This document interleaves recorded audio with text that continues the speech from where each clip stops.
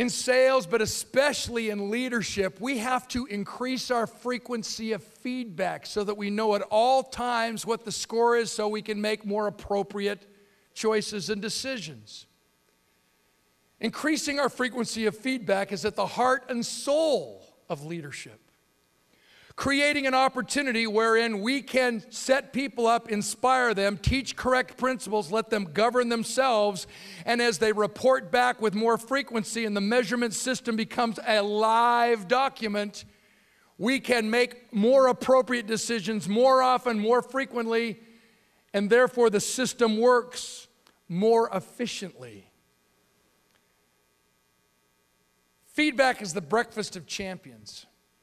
When NASA shoots a rocket off to the moon, feedback determines its direction and destination. The second that rocket goes off course, feedback kicks back in, boop, boop, boop, boop. And either manually or electronically, that rocket is brought back on course. Question, what would happen if we shot that rocket off to the moon and NASA waited 60 to 90 days to check up on it like we do in corporate America oftentimes with our quarterly report?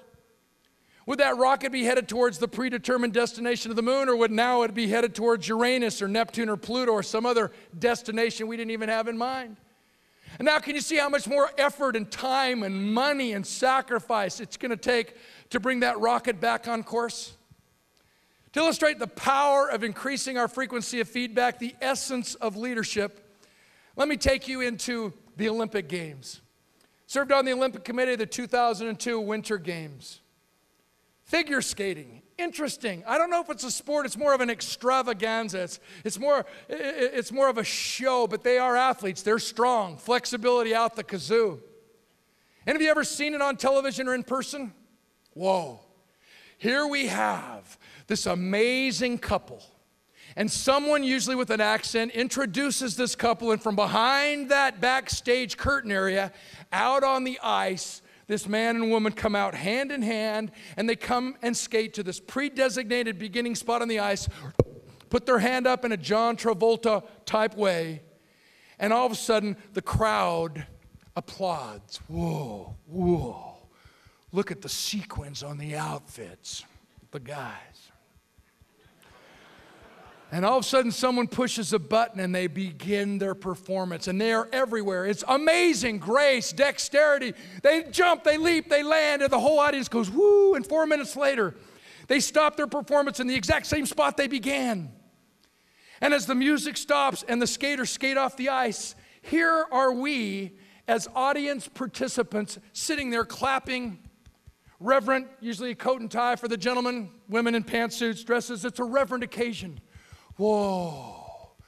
And here's the conversation. I turn to the person next to me, how'd they do? He says, don't know yet. Why not? Scorer's table hasn't flashed the score. We just sat there for 4 minutes and we don't have one clue what we just saw. Have you ever had that experience at the end of a work day? What happened? And now you've seen it. The camera crews go backstage. Here are the skaters sitting on the bench, out of breath. And all of a sudden, the scorer's table 2 minutes later flashes the scores. 5.6, 5.5, 5.6, 2.1 from the Soviet judge. 9.9 from the French judge, and there's only 6 points possible. And now there's tears. Why? There's nothing they can do. It's over. Hours and hours and years of preparation and practice down the tube, and they have no way to correct their performance before it's too late. Do you realize increasing our frequency of feedback allows us to pick the most appropriate behavior at the moment? And proof of that is a comparison contrast Olympic sport called ice hockey. Ice hockey, is it a reverent occasion? Do the guys show up in coats and ties? Are the women there in dress suits? No. Hockey players bring their own pucks so they can throw them at each other. People are eating popcorn they don't even own. The organist is playing tunes that have never even been written. Hockey is the #1 cause of prison riots in North America.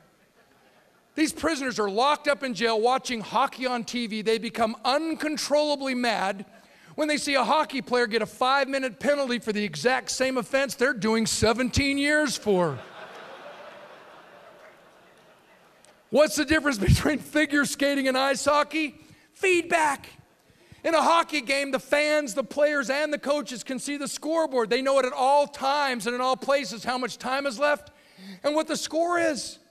And if this team is behind by 1 goal, the coach doesn't freak out. Oh no, crisis management. Oh no, a recession. Oh no, get me a hot dog. Let's quit. I knew this would happen. And they definitely don't sit there and wait for a bailout. He takes out the goalkeeper, puts in a 6th attack man. They go and try to score that tying goal to put it into overtime so they at least can have a shootout. Case in point. A couple of years ago, Western Region NCAA college basketball tournament, call it March Madness. These two teams are going down the stretch, and with 3 seconds left in the game, this team is behind by 1 point. They call their last timeout. When they come back onto the floor, the team that's behind by 1 point is given the ball. Player out of bounds has the ball. He inbounds the ball, and the second his teammate gets the ball, he turns and shoots the ball. With only 3 seconds left in the game, 1 point behind, that ball is airborne when the buzzer goes off, and the game's over before we know if it goes in, and sure enough, swish! Pandemonium breaks loose. And that team wins the game by 2 points. Behind by 1, and now they win by 2. You see, what happened is when this player got the ball from the inbounds pass, he didn't turn and shoot it at this basket. He turned and threw it 93.5 feet the length of the basketball court at that basket. So I said when he launched the shot, it was airborne when the buzzer went off. That's not a real high percentage shot. Question, what would the coach have said to him had he taken that shot in the middle of the first quarter? Hey man, you got to calm down. Mandatory drug testing from here on out, man. What's up? Why don't you dribble it a couple of times before you launch another one? It not only allowed him to pick the most appropriate movement, it not only allowed him to pick the most appropriate behavior at the moment, but it allowed him to change and choose the correct option of all the available opportunities.